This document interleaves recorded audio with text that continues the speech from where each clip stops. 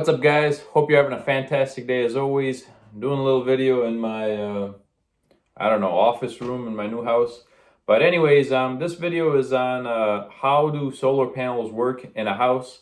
This video I'm making because of a viewer who I don't know if he wants me to mention him or not, but he's been requesting that I make a video about how solar panels work in a house.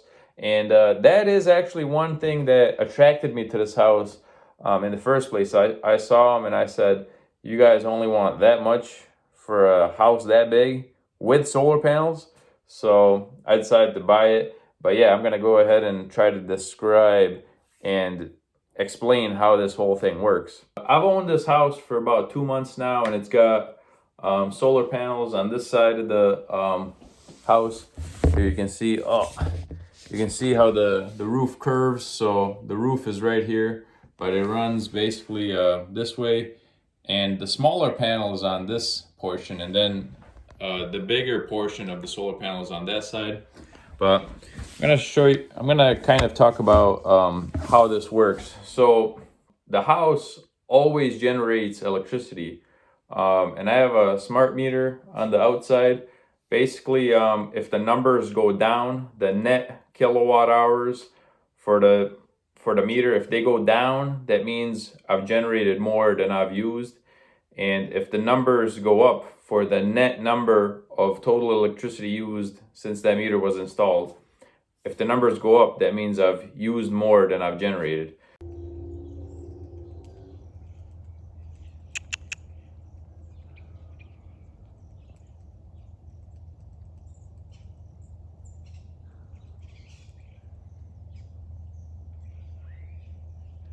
This house always generates more electricity than I use because, first of all, I'm frugal. I don't like to leave lights on and stuff. But when I bought this house, all the lights were on. Well, most of the lights were just wired to stay on. They didn't even have switches.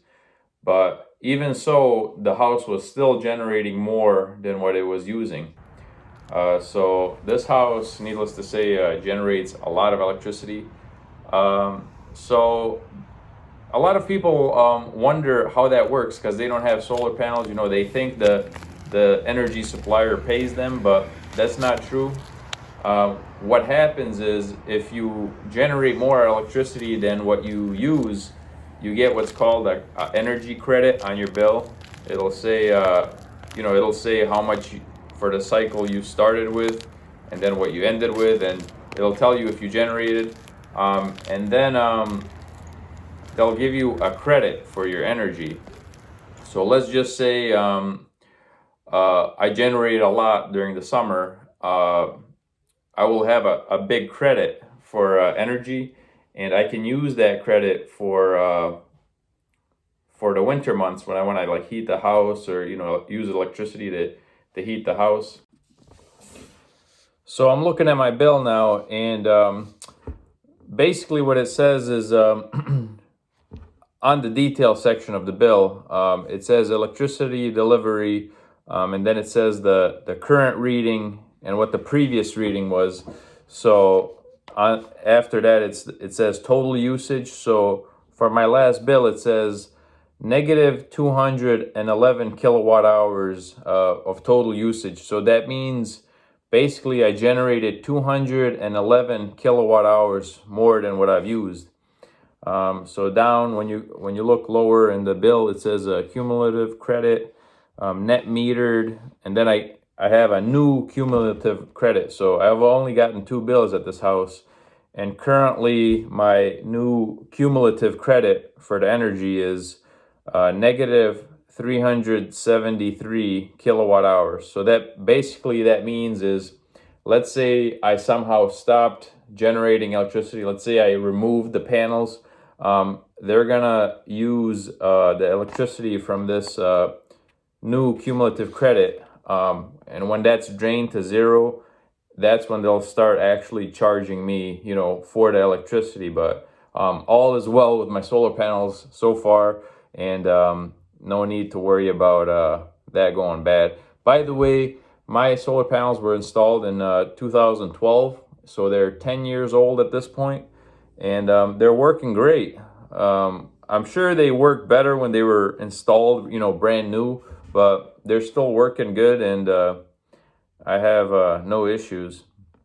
I wish I could read, like if I had like an app on my phone to see like day to day how things are going with like the energy generation. And there is an app that I can do that with, but they want me to pay $200 because the previous owner, which is the original owner, he has the rights to that access to that app, and they want me to pay $200 just so I can read how much I'm generating. And I'm like, no thank you, I don't want to spend $200 for an app. So yeah, basically how I track my energy is with when I get my bill, and I can also monitor the current reading on the smart meter, which is outside the house.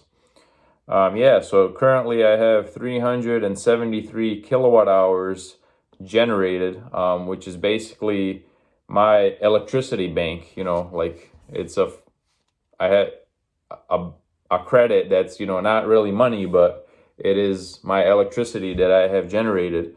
And by the next bill, it should be around like 500 kilowatt hours. So that's pretty awesome. That's nice for me because I have some electric heaters at my house that I plan on heating my house with during winter. And basically I'm gonna use a lot of those cumulative credits to heat my house kind of for free over the winter. But it's expected that I'm generating less than in the summer during winter, but I'm sure the panels will still generate some during winter. So yeah, basically that's my understanding of how the solar panels work at my house. They look really good, like they're 10 years old, but when you look at them even up close, they look brand new. The roof, actually, the shingles, they look old compared to the solar panels. That is one concern though. When it's time to change those shingles, I got to pay a company that specifically takes off solar panels and puts them back on. A lot of a lot of conventional roofing companies won't touch your roof if you have solar panels, but I'll see about working a way around that somehow. Hope you guys enjoyed this video. If you did, smash that like button and subscribe for more videos. Catch you next time.